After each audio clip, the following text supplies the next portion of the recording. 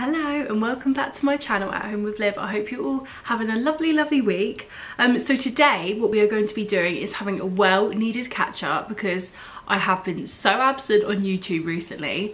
So I'm just going to have like a catch up with you, and also, sorry, I feel like I want to sneeze.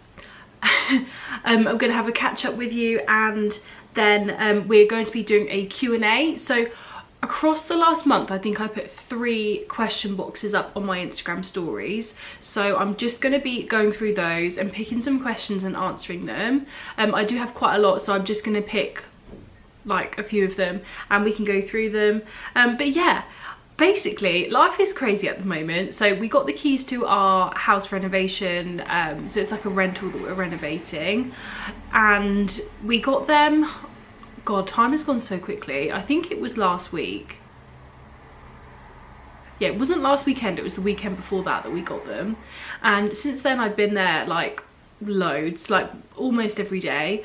And we are doing well so far. So I've finished Arlo's room, which is super exciting. So basically it's all painted and everything like that, just waiting for the carpets to be put down, and then I can start styling and putting in prints and putting in his things. So yeah, I'm so buzzing about that. It was difficult because there was like lining on the wall and things like that. If you've seen on Instagram, I've been documenting like the process basically. So I've been putting pictures up and videos and things like that. But obviously I will be starting to post on my YouTube as well, because I have been recording it all. So yeah, we've basically nearly finished the bathroom, just got to put up some shelves and a mirror, and I've started on the bedroom as well, the master bedroom. So our plan is to get all of upstairs done and then start and move downstairs to the living room and the kitchen. But yeah, we've got, I think it's like 5 weeks or 4.5 weeks or something like that left to renovate it. So we are making good stead so far. It is intense and it's a lot of manual labour, but yeah, so like when I've been getting back home, I've literally just been falling asleep on the sofa after dinner. I've had literally no like energy or time, so I haven't really been posting on Instagram on my grid and things like that, but that will start to ramp up because I have got things going in the background and like videos coming, etc. So I'm gonna get started anyway before I keep rambling. So the first question we have is from Emma Jones. How is Arlo's weaning journey going? So Arlo is doing really well. So he's 8.5 months, I think. Yeah, he's either 8 months, let me just have a look. Yeah, he's 8.5 months. That is crazy. He's doing so much better now. So to start with, it was like just a gradual like getting used to it, but now he's actually like wanting the food, and if he misses a meal sort of thing, you know, and he does get angry and gets a bit fussy and things like that. So he is doing really well with food. He's having, I'd say, like between 2 to 3 meals a day. And one of those is always breakfast. It's lunch that sometimes might just be a snack or just something small, whereas breakfast and dinner he always has.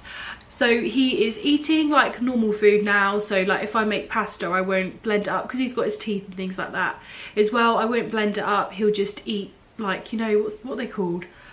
Fusilli? Yeah, the fusilli things of pasta. And yeah, he's just eating like normally, but I am also like mixing it up with purees and things like that because it is quicker and easier for him to have purees. So we are using like the Mumma packets and also like the Ella's Kitchen stuff as well. He's loving his snacks. He is obsessed with the melty puffs and things like that, and the biscotti biscuits and anything really that he can snack on he loves. Rusks as well is another one. So he's doing really well with food, and I'm not worried. I'm not worried at all with it. I think at the start, like I was concerned because he didn't have his teeth and things like that, how he would chew the harder things. I know their gums are quite hard anyway, so they can chew even if they don't have teeth, but it is a lot harder for them. It takes a lot more energy and a lot more time. So we were quite lucky with him that he got his teeth through, his bottom 2 teeth at 6 months. So that's really helped. And for anyone that's starting like their weaning journey, my biggest advice to you would be, don't worry so much.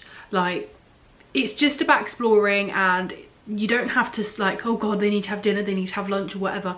Just do it when you can do it. And they're not really meant to have come off like milk and things like that until they're about a year, give or take. So don't worry too much, and don't worry about the food you're giving them as well. Like, as long as it's not got too much salt in it or sugar, or even if you've just got like a bit of toast, like sometimes I've got a Marmite bagel, just cut him off a bit and grab and pass it to him, and he'll just grab it and just munch on it. Don't feel like you've got to make like Jamie Oliver recipes. And oh god, I do see it a lot on Instagram, and it does make me have like bad mum guilt when I see like people making like, I don't know, like whipping up things that are really extravagant and whatever, which is lovely if you've got the time to do it, and I would like to do that with him at some point, but now is just not that time. I've had a few messages actually from Emma.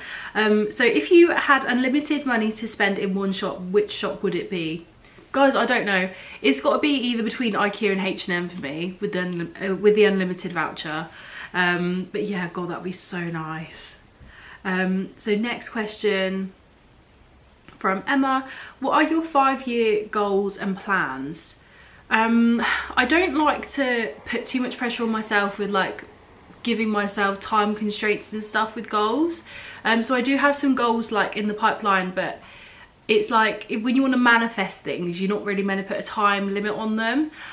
So I would say my goals and plans would be to grow my YouTube account, because I really love doing it, and I've seen so many people like Ellie Polly and other people as well that have actually managed to like take this on as their full-time career and things like that, and they can be around their kids more. They can basically their job is to record their kids and have time with their kids, which I love. And I would really love to do this with Arlo. Like to like start making money from YouTube whenever it's possible to do so. I know you need 1,000 subscribers and 4,000 hours watch time, which is a lot when you actually think about it. I think mine's only on like 300 watch hours or something at the moment. So eventually I would like to start earning some money, even if I could just do like YouTube 1 or 2 days a week or whatever, and then work the other days, because that time like at home with Arlo, it would just be amazing for me. So that is one of my goals, and I know I need to like commit more to posting and be more consistent, but at the minute it's just hectic with the house. So that's one of my goals. The next goal would be to find a job, like a part-time job that I enjoy and that works for my lifestyle and works for me. So I'm in the really difficult position at the moment where I've trained to be a teacher and I got pregnant in my training year. I've got experience in HR as well, but during my training year I sort of realised it is so much work being a teacher, and I know that if I did that I wouldn't have any time with Arlo, because I was working like 60-hour weeks when I was a trainee teacher, and that was only teaching like 16 hours of lessons a week, because it's not all of the lesson time and all the teaching time at school which is the problem. It's the planning, the marking, the contacting parents, the resource making, all of that just is a full-time job in itself, if not more. And then you've also got to go into school and teach the lessons. So it just means that you don't have any time, any life basically. So I just couldn't do that. It wouldn't work for me. So finding something that would work, I think maybe potentially I want to go into something to do with like a mix between teaching and HR. So like maybe training or something along those lines, but god, I don't know. I'm still young and I'm still gonna like, I'm gonna work it out eventually, so I'm not putting too much like pressure again on myself. But yeah, I would like to sort that out. My other goal is to work on my mental health. So I have been on a crazy like mental health roller coaster over, I mean, the course of like my teenage years, and then like when I had Arlo, obviously I had postnatal depression, and my mental health has been up and down all over the place, and I really just want to take time to work out what works for me. So I've been on tablets and it didn't really work for me, and I've also had some counselling through the Healthy Minds, and I think I had CBT. I had a few appointments of CBT, but nothing really worked for me. So the only thing I found that it actually works for me and helps me like get up, like get dressed, put some makeup on, like just have a little bit of motivation is my YouTube and my Instagram. Like today before I filmed this video, I was just slouching around on the sofa. You just get yourself into such a dark place when you like that, because you end up just becoming like a sofa slug, and it just makes you like go into a cycle of having like bad thoughts, not wanting to go out, not having the energy, because you're just lying around and everything. You just don't have the energy to actually go out and do things. So when I am having like, when I'm filming and things like that, I have to force myself to get dressed and look in some way sort of presentable. So that really does help. And also have my Instagram, knowing that I've like have a purpose at the moment. Obviously I have a purpose with Arlo and things like that, but having a purpose for myself really helps as well, because I think as a mum you can feel like your identity is lost a little bit. So it is important to obviously have things that are for you. So I would say my YouTube and my Instagram also help a lot with that. And I've rambled on so much I've even forgotten the question. But they're my goals and plans and things like that that I have in the pipeline. Yeah. Would you like to have more children in the future? This is also from Emma. So yes, I would like to have more children in the future. I want to have like 3 children, I think, ideally. And I want to have another child like when I've sorted out like my career path and we're just settled a little bit more. I would really like to have a child when we have bought a house. So at the moment we're like going into a new rental, so it's probably going to be another few years, I reckon, before we have another child. And then the 3rd child I want to have like maybe in like 5 years or 7 years. That's if we are lucky enough to have one, because obviously you never know. Like we were lucky with Arlo, but it doesn't necessarily mean we're going to be lucky and be privileged enough to be able to have another child. So it will work out the way it's meant to. Okay, so this next question is from Becca Bop 96. What would you say is the best way to cope with mum guilt? That is a hard question, and I do still struggle with mum guilt like on a daily basis. I'm probably not the best person to ask for this, but the only thing that helps me is knowing that, just reminding yourself that you are doing the best job you can do with the resources you have, and you still need time for you. You are still your own person, so don't feel guilty about going out without your baby, or I don't know, like I said earlier, not making up like a gourmet meal for your baby, things like that. Just know that you're doing the best you can do for yourself and your baby, and that's all that matters. I think being a mum is more of a survival game rather than like an extravagant performance of doing this and that. It's just about keeping baby happy, keeping yourself happy and healthy and everything like that, and getting to the end of the day. Because let's face it, sometimes it can be a battle even just to get through the day. Sometimes, like if your baby's teething or whatever, the days can feel so long and it can be just a struggle. So I would say just know you're doing the best job you can do, and keep reminding yourself that when the mum guilt is creeping back in. How did you and your partner meet? From Robin Oakes, and also Megan Kelly asked me this. So I met Mikey through Tinder. I don't know if you saw my other Q&A that I did like earlier on my YouTube channel, but I met him through Tinder, and I just like started making the account, and he was like one of the first people that ever messaged me on there. And yeah, and then we met up, we went to a local pub, and I remember because Mikey it was like a low ceiling sort of like cottage pub, and Mikey just absolutely whacked himself out on one of the beams.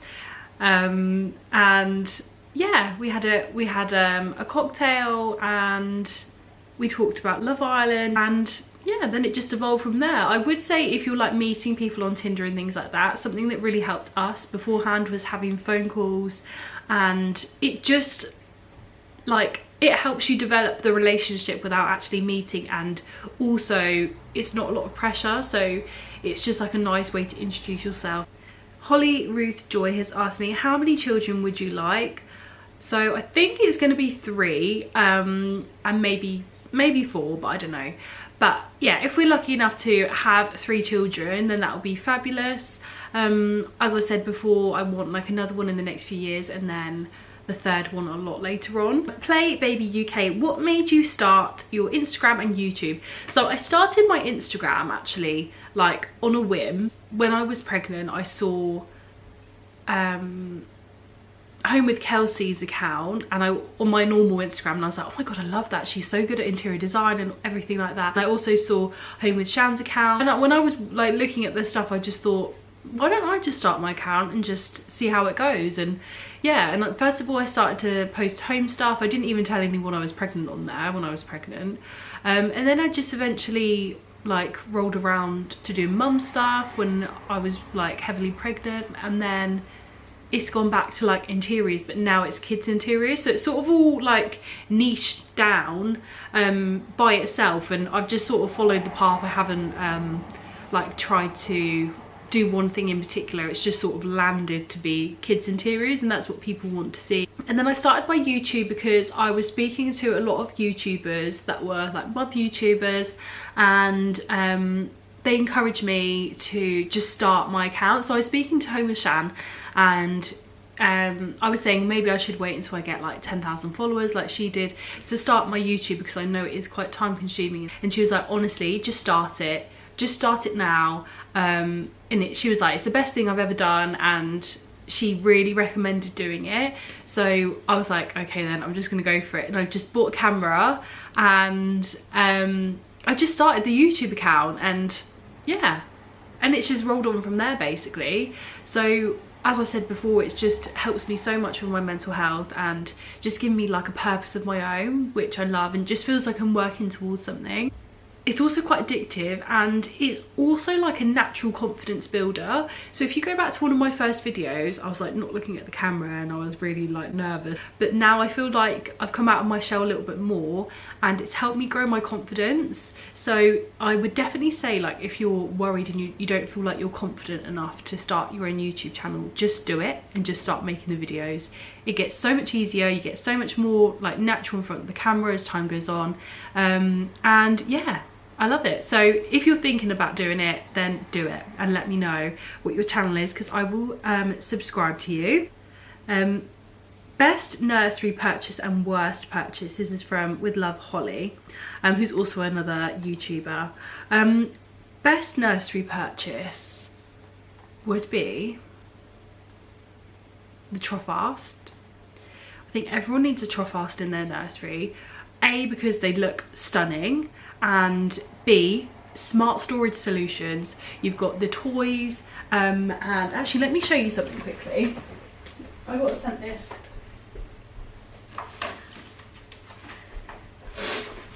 Got sent some bits from some small businesses, and I need to put them on my Trofast. But you can basically store like loads of different toys in there, and also you can put a floor cushion on top and have it as like a seating area. It just looks absolutely stunning. So this company, Etch and Cut, have sent me these little labels basically, so I can stick them onto the Trofast drawers, and just have like a labelled storage, which is going to be amazing. I need to sort his toy storage and everything out, and I will do that before we move, and I might actually film a YouTube video doing it if anyone wants to see it. But yeah, I just thought, because they came, and also this came the other day as well. This was from Macrame with Alice, and it's a little elephant macrame wall hanging, which is so cute. I love it. But yeah, anyway, distracted again. So that would be my best purchase, would be the Trofast. My worst purchase, that's a hard one. It's not a purchase, but I made it. So I would say a wicker changing basket. You know, I did the DIY hack where I made the wicker changing basket and then I bought a liner to put in it. Although it looks stunning and it looks fabulous, it's just not practical, and I'm so glad I didn't buy one and spend like £80 on one. I'm glad that it was free, and I just sort of made it because now I just use, like, I've got one here, the wipeable changing mats. We just do not have time as mums to be constantly washing the liners and being worried about, because it's like a fabric one, being worried about like things getting on it. So wipeable changing mats all the way, I would say. Don't bother with like a material liner in a wicker basket. With Love Holly also said, do you find you get much payment from doing ads on Insta and YouTube? Okay, I will be completely transparent with you. I have not had any ads or paid partnerships or anything on YouTube because my channel is still quite small. Although I have said that I'll pop things on my YouTube as well at points. So when I did the like antelope high chair revamp, I filmed that as well, just for fun basically. But with Instagram, it is really hard now. On the lead up to Christmas, it was really easy and brands were like really willing to pay you money and things like that.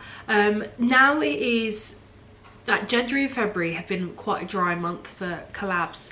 And I find that a lot of companies don't want to pay. They just want you to sort of like advertise for free and have a product in return, which isn't right. I posted it so many times on my Instagram. You need to get payment for doing work and collaborations and stuff, like everything that's involved in content creation in terms of like setting up the area, the photography, the editing, purchasing the other props and things that are going to be in the shot, and if like Arlo or me are in the shot, then modelling and hair and makeup and clothes and all of that, as well as the like engagement and stuff on Instagram, all are things that should be paid for. I would always say, like, if the company aren't coming to you, and if they were going to get like proper advertising, they would have to pay for like photography, props, all of those things separately, and it would cost them thousands and thousands of pounds. So I feel like companies sometimes can take advantage of influencers, especially smaller influencers, and I will always stand up for what's right. And I have helped so many influencers or like micro influencers already that have said, like, I don't really know how to like approach companies, or if they're coming to me, I don't know how to say, can I have some payment for this? Because it is nerve-wracking, and you know, inevitably if you say that, they could just say no, I'll just move on to someone else. It's about what's right and standing up for what's right. And vice versa, I've had companies come to me and say, oh my god, I didn't know that you had to pay for advertising and things like that. It is a minefield, and I think a lot of companies don't know as well the fact that once you're above the tax threshold for gifted items, you have to pay tax. You have to pay 40% tax. So say if I was above the threshold for gifted items, if someone sent me something, I would have to declare it to HMRC myself and pay the 40% tax. So I'm technically a customer. I'm not even like getting paid anything for it. I'm actually losing money. So it is really important, obviously, to raise awareness for standing up for not exploiting influencers in the Instagram and YouTube industry. But yeah, as I say, it's not been that good recently. I do have something coming up which is really, really exciting. I can't say what it is yet, but it is with quite a big brand, and I am being paid for it, and essentially they're releasing a new like line collection, and they want me to help market it. So that will be coming soon on my Instagram. But yeah, I hope that helps. So last question I'm going to answer is from Robin Oakes. Has your relationship changed since becoming parents, and if so, what way? yes, definitely, you don't have time to really spend on each other because you don't even have time for yourself.